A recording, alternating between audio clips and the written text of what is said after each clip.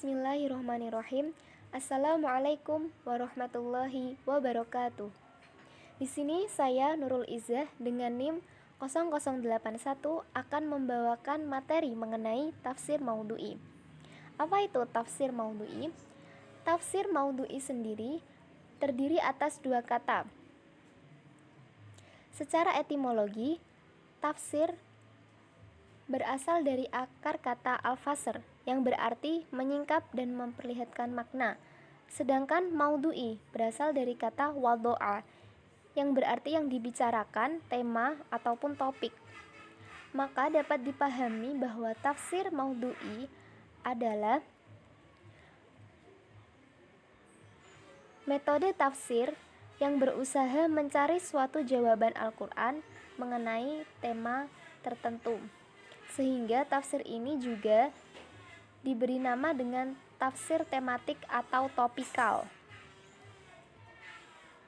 Selanjutnya ada jenis tafsir maudhu'i. Macam-macam tafsir maudhu'i dibagi menjadi dua. Yang pertama, membahas tema-tema di dalam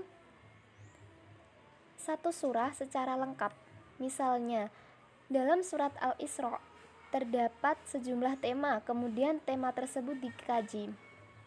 Yang kedua, membahas satu tema yang dipilih dari Al-Quran tanpa terikat satu surah saja. Misalnya tema kemiskinan, tema riba, wanita, pernikahan, dan lain sebagainya. Selanjutnya, langkah yang dapat ditempuh oleh seorang mufassir ketika akan menyusun suatu metode maudhu'i. Yang pertama, mufassir harus menentukan suatu tema terlebih dahulu.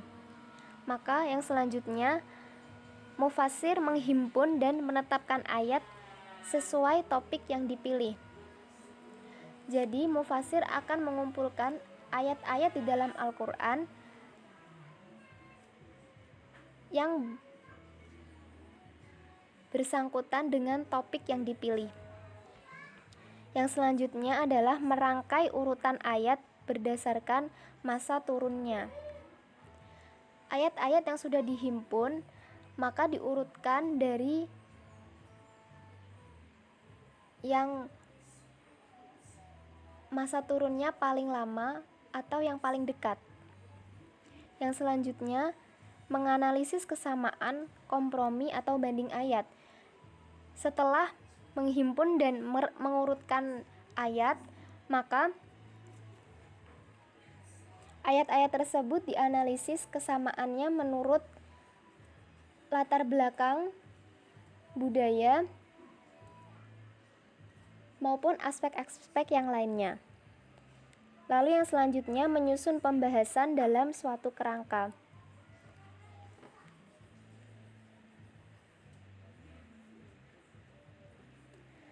Kelebihan metode tafsir maudhu'i. Yang pertama adalah menjawab tantangan zaman.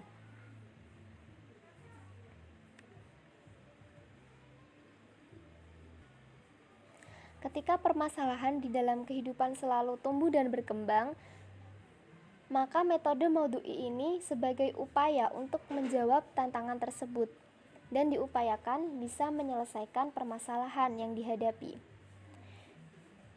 Yang kedua, praktis dan sistematik.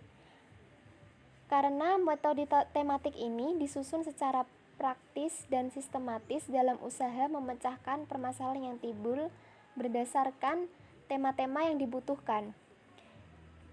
Yang selanjutnya, dinamis. Metode tematik ini disesuaikan dengan tuntutan zaman sehingga menimbulkan image di dalam pikiran pembaca dan pendengarnya bahwa Al-Quran itu senantiasa memberi petunjuk untuk semua aspek kehidupan masyarakat. Selanjutnya, membuat pemahaman menjadi utuh. Nah, dengan ditetapkan judul-judulnya yang akan dibahas, maka pemahaman ayat-ayat ini akan diserap secara menyeluruh karena fokus terhadap topik yang dibutuhkan. Selanjutnya, kekurangan dari metode tafsir maudhu'i ini adalah yang pertama, memenggal ayat Al-Quran. Misalnya di dalam satu ayat terdapat tema yang berbeda, maka akan dipisahkan menurut tema yang dibutuhkan. Yang kedua adalah membatasi pemahaman terhadap ayat.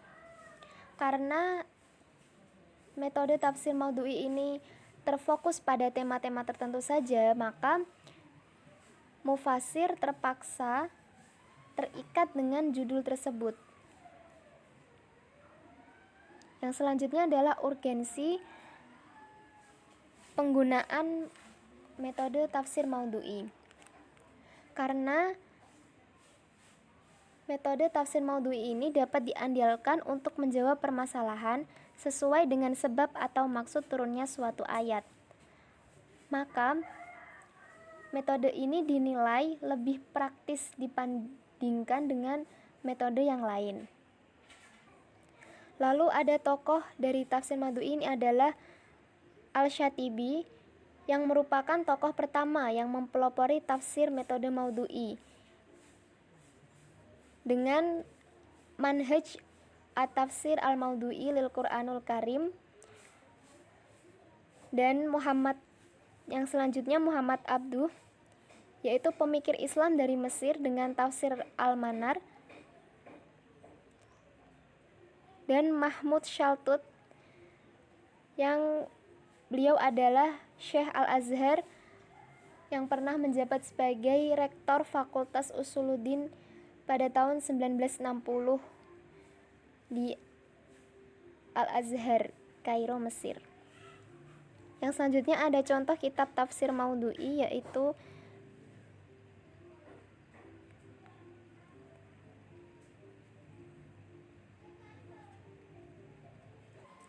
ada Al-Riba fil Quran karya Abul A'la Al-Maududi, Ahkamul Mar'ah fil Quran karya Abbas Mahmud Aqad, dan Min Huda Al-Quran karya Mahmud Shaltut. Terima kasih, demikian yang dapat saya sampaikan. Wassalamualaikum warahmatullahi wabarakatuh.